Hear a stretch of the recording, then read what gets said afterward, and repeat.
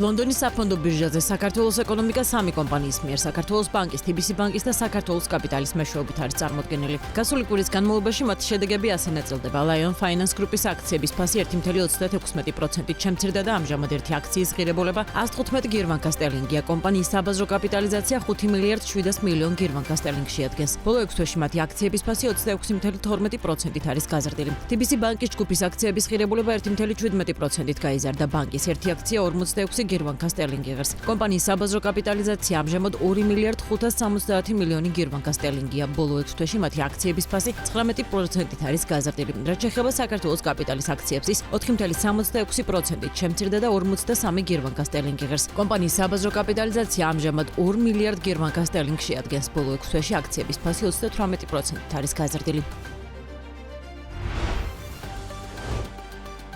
საქართველოს მთავრობამ მაგისტრალური მილსადენების დაცვის წესში ცვლილება შეიტანა და ოპერატორის განმარტება განაახლა. ცვლილება უკავშირდება 2026 წლის 1 ივლისიდან ბაქო-თბილისი ჯეიჰანის ნავთობსადენის ოპერატორის ფუნქციის BIP-დან SOCAR-ზე გადატანას. 2026 წლის 9 ივლისს მიღებული მთავრობის 320 დადგენილებით შეიცვალა 2013 წელს დამტკიცებული მაგისტრალური მილსადენის დაცვის წესისა და მათი დაცვის ზონების ერთ-ერთი ნორმა, რომელიც განსაზღვრავს ვინ ითვლება მაგისტრალური მილსადენის ოპერატორად. განახლებული რედაქციის თანახმად ოპერატორად მიიჩნევა პირი, რომელიც მაგისტრალური მილსადენის ექსპლუატაციას ახორციელებს ბუნებრივი გაზის ან ნავთობის ტრანსპორტირების ლიცენზიის, საქართველოს საერთაშორისო ხელშეკრულების ან იმ შემთხვევაში თუ შესაბამისი ლიცენზია საჭირო არ არის მესაკუთრესთან გაფორმებული ხელშეკრულების საფუძველზე. თუ ასეთი პირი არ არსებობს, ოპერატორად ჩაითვლება თავად მესაკუთრე ცვლილება გამოქვეყნებისთანავე ამოქმედდა. საქართველოს მთავრობა ანაკლიის ღრმაწყვოვანი პორტის აშენებას თავად გეკმავს. ახალი მოდელით პორტის 100%-იანი წილის მფლობელი სახელმწიფო საკუთრებაში იქნება და მთავრობა მეიჯარის როლს შეასრულებს. მოიწვევს რამდენიმე უცხოურ კომპანიას, რომლებიც სახელმწიფოს მიერ აშენებულ საპორტო ინფრასტრუქტურაში მოაწყობენ ტერმინალებს და გრძელვადიანი იჯარით იოპერირებენ. ეკონომიკის სამინისტროს შეფასებით პროექტის ამ სახით განხორციელება 200 მილიონი დოლარით მეტი დაჯდება, ვიდრე წინა პროექტი იყო. თავის მხრივ ანაკლიის ღრმაწყვოვანი პორტის პროექტის განუყოფელი ნაწილია ახალი რკინიგზა და გზა, რომლის გარეშეც პორტში ვერც ტვირთი და მეზღვაურები ვერ მოხვდებიან. შესაბამისად, მნიშვნელოვანია პორტის ნავსადგურების განვითარების პარალელურად გზის და რკინიგზის დასრულება და ოპერირებაში შეყვანა ერთმანეთთან თანხმდრაში იყოს. გარდა უშუალოდ პორტის მშენებლობის დაფინანსებისა, საქართველოს მთავრობა EDB-სთან უკვე რამდენიმე წელია მართავს მოლაპარაკებებს პორტამდე მისასვლელი გზის და რკინიგზის დაფინანსებასთან დაკავშირებით. ამჟამად ანაკლიაში უკვე მიმდინარეობს ინფრასტრუქტურული სამუშაოები წყლის ფსკერის დაღრმავების, ნაპირის მოწყობის, პორტის დამცავი ტალღმტეხის მოწყობის მიმართულებით, რასაც 150 მილიონი დოლარის ღირებულების კონტრაქტით ბელგიური კომპანია ჟანდენული ასრულებს. 2026 წლის სახელმწიფო ბიუჯეტის თანახმად ანაკლიის პორტამდე მისასვლელი გზის მშენებლობის პროგნოზირებული ღირებულება 327 მილიონი ლარია, რაც მოიცავს როგორც მიწის გამოსყიდვას, ასევე სამშენებლო სამუშაოების ღირებულებას, ხოლო უშუალოდ 2026 წელს ამ მიმართულებით 45 მილიონი ლარის დახარჯვაა განსაზღვრული. ბიუჯეტის შესრულების 5 თვის ანგარიშის თანახმად პერიოდის განმავლობაში პროექტზე დაგეგმილი იყო 17 მილიონ 400.000 ლარის დახარჯვა, ხოლო ფაქტობრივად დახარჯული თანხები შეადგენდა 13 მილიონ 800.000 ლარს. აჭარის ავტონომიური რესპუბლიკის მთავრობა ქობულეთის მუნიციპალიტეტში, დაბა ჩაქვში, მდებარე 13.147 კვადრატული მეტრი მიწის ნაკვეთისა და მასზე განთავსებული შენობა ნაგებობების პრივატიზაციას გეკმავს. ქონების საწყისი საპრივატიზებო ფასი 4 მილიონ 900.000 ლარია, რაც მიწის ნაკვეთზე დაახლოებით 372 ლარს შეადგენს 1 კვადრატულ მეტრზე. ელექტრონული აუქციონი 10 ივლისს დაიწყო და 30 ივლისს დასრულდება. ქონების განკარგავი აჭარის ავტონომიური რესპუბლიკის ფინანსთა და ეკონომიკის სამინისტროა. საქართველოს თურქეთს შორის სატვირთო გადაზიდვების ციფრული სანებართვო სისტემის ამოქმედება მნიშვნელოვნად ამარტივებს კერძო სექტორისა და გადამზიდავი კომპანიების საქმიანობას. ასე მიიჩნევს სატრანსპორტო გადამზიდავთა ასოციაციის ხელმძღვანელი ირაკლი ნემსაძე. განმარტავს, რომ ახალი მექანიზმი, რომელიც ორმხრივ ელექტრონულ პლატფორმაზეა დაფუძნებული, აუქმებს იმ რთულ დროსა და რესურსებზე ორიენტირებულ ბიუროკრატიულ ჯაჭვს, რაც აქამდე არსებობდა. რა სარგებელს მიიღებენ გადამზიდავები? ფიზიკური ბარიერების მოხსნა, დროისა და ფინანსების დაზოგვა, უსაფრთხოება და დაზღვეული რისკები და გამჭვირვალობა. ელექტრონული პლატფორმა შეამცირებს манипуляციების არსებობას.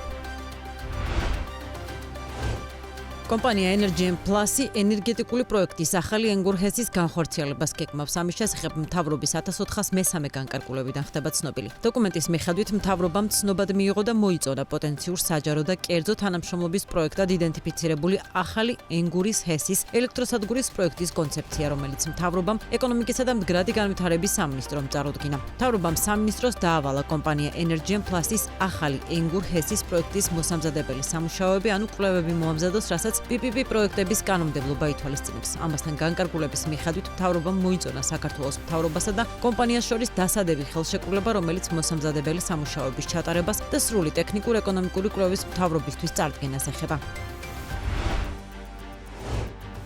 თბილისის მერის ინფორმაციით სამგორის რაიონს კიდევ ერთი რეკრეაციული სივრცე შეემატება სამუშაოები ორხევის დასახლებაში თენგის ჩანტლაძის ჩიხის ნომერ 200 მიმდებარედ. უკანონო შემოღობის დემონტაჟის შემდეგ 2600 კვადრატულ მეტრ ფართობზე ტარდება. პროექტის ფარგლებში უკვე მოეწყო მოსასვენებელი და ბავშვთა გასართობის სივრცეები, ასევე პავილიონი. ამ ეტაპზე მონტაჟდება გარე განათებისა და სარწყავი სისტემები. ჩატარდება გამწვანების სამუშაოებიც. პროექტის განხორციელებისთვის გამგეობის ბიუჯეტიდან 629,000 ლარამდე დაიხარჯება. სამუშაოების დასკვნით ეტაპს თბილისის მერი ადგილზე გაეცნო. ბოლო 9 წელიწადში საინვესტიციო კრედიტების ვერათვისების გამო მთავრობას სახელმწიფო ბიუჯეტიდან ვალდებულების გადასახადის სახით მინიმუმ 41 მილიონის ლარის გადახდა მოუწია. ამის შესახებ ინფორმაცია BMG სახელმწიფო აუდიტის მიერ მომზადებული ბიუჯეტის შესრულების ანგარიშიდან მიიღო. აღსანიშნავია, რომ ეს ინფორმაცია სრული არ არის. აუდიტის სამსახურში BMG-ს განუმარტეს, რომ ვალდებულების გადასახადის დაანგარიშებისას აუდიტორებმა ზღვრად ისეთი პროექტები აიღეს, სადაც კრედიტის ათვისებისთვის მაჩვენებელი 70%-ზე დაბალი იყო. შესაბამისად, დიდი ალბათობით საკომისიოს მოცულობა უფრო მეტია ვიდრე 41 მილიონი ლარი. აჭარის მთავრობის თავმჯდომარის განცხადებით მნიშვნელოვანია ქობულეთის მუნიციპალიტეტის ტურისტული პოტენციალის გაძლიერება და ისეთი პროექტების განხორციელება, რომლებიც ქალაქს 4-ვე სეზონზე კიდევ უფრო მიმზიდველს გახდის. აჭარის მთავრობის პრესსამსახურის ინფორმაციით, ზურაბ პატარიძე უმაღლესი საბჭოს თავმჯდომარე ცოტნე ანანიაძესთან, ქობულეთის მერთან ირაკლი ცეცხლაძესთან და ქობულეთის დელეგატთან საქართველოს პარლამენტში გია ჭყონიასთან ერთად მუნიციპალიტეტში მიმდინარე ინფრასტრუქტურულ პროექტებს გაეცნო. ლესელიძის ქუჩაზე ბიბლიოთეკის მიმდებარედ ეწყობა სკვერი საბავშვო ატრაქციონებით, ასევე მოსასვენებელი სკვერებითა და საპარკე ინფრასტრუქტურით. ტერიტორიაზე განთავსდება დეკორატიული სკამები, ფანჩატურები და თანამედროვე გარე განათების სისტემები. სამუშაოები მიმდინარეობს სოფელ გელაურშიც. სამუშაოების მიმდინარეობას ადგილზე გაეცნნენ აჭარის მთავრობის წარმომადგენლები. საფრანგეთში მდებარე ლევილის მამულის რეაბილიტაციის პროექტის ჯამური ღირებულება 4,455,764 ევრომდე გაიზარდა. სახელმწიფო შესყიდვების სააგენტომ საქართველოს ეროვნულ მუზეუმს 2 მოქმედი ხელშეკრულების ცვლილებაზე თანხმობა მისცა, რაც პროექტის ღირებულების ზრდასა და სამუშაოს დასრულების ვადის 2026 წლის 31 აგვისტომდე გაგრძელებებას ითვალისწინებს.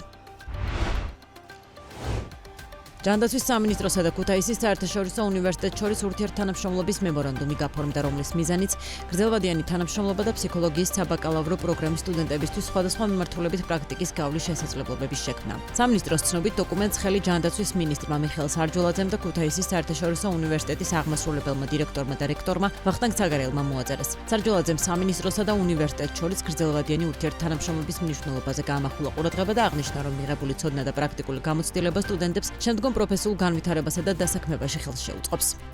ჩვენთვის, ჩვენი სამინისტროსთვის აქ ორმაგია დანიშნულება. ერთის მხრივ განსაკუთრებულად საინტერესოა, რა თქმა უნდა, ის მიმართულება, რაც გულისხმობს ამ დონის, ამ სიმაღლის და მასშტაბების მქონე უნივერსიტეტთან თანამშრომლობა, როგორც კვლევითი, ბევრი სხვა მიმართულებით და იმავდროულად, რა თქმა უნდა, იგივე სტაჟირების პროგრამებით განსაკუთრებულად საინტერესოა, რომ ჩვენ გვექნება შესაძლებლობა დავაკვირდეთ ადამიანებს, რომლებიც ამჟამად შეისწავლიან ცალკეულ პროფესიებს, მათ ჰქონდეთ შესაძლებლობა საწყისი ეტაპიდანვე დაეუფლონ იმ ცოდნას, რომელიც აუცილებელია მათი შემდგომში პრაქტიკულ მუშაკებად ქცევისთვის.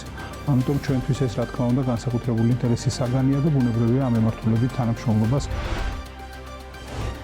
მიმდინარე წლის იანვარ-ივნისში საქართველოდან გერმანიაში ექსპორტირებულია 784,000 ლიტრამდე ღვინო, რაც გასული წლის ანალოგიურ პერიოდთან შედარებით 22%-ით მეტია. ამის შესახებ ღვინის ეროვნული სააგენტოს მიერ გავრცელებულ ინფორმაციაში აღნიშნული. სააგენტოში ხაზს უსვამენ, რომ მათ მიერ მხარდაჭერილი აქტივობებისა და ქართული ღვინის მწარმოებლებთან თანმიმდევრული თანამშრომლობის შედეგად შექმნილია გერმანიაში ქართული ღვინის ექსპორტის მზარდი ტენდენცია. პრეს-რელიზის თანახმად ღვინის ეროვნული სააგენტოს მხარდაჭერით და სააგენტოს კონტრაქტორი გერმანული მარკეტინგული კომპანიის ორგანიზებით საქართველოს გერმანელი ღვინის მაგისტრი და კონტენტ კრეატორი კონსტანტინ ბაუმი სტუმრობდა, რომელიც ქართული ღვინის მარნებსა და კომპანიებს იმერეთში გაეცნო.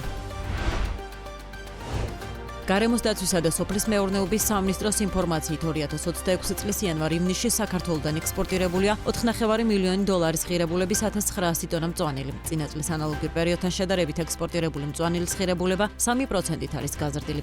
სამინისტროში აღნიშნავენ, რომ მწვანილის წარმოება 7-დან 8,500 ტონის ფარგლებში მერყეობს და წლიდან წლამდე უმნიშვნელოდ იცვლება. მზარდია მწვანილის საექსპორტო ფასი და 2025 წელს კილოგრამი მწვანილის საექსპორტო ფასმა $2 მიაღწია. 2026 წლის იანვარ-ივნისში კი საშუალო საექსპორტო ფასი $2.38.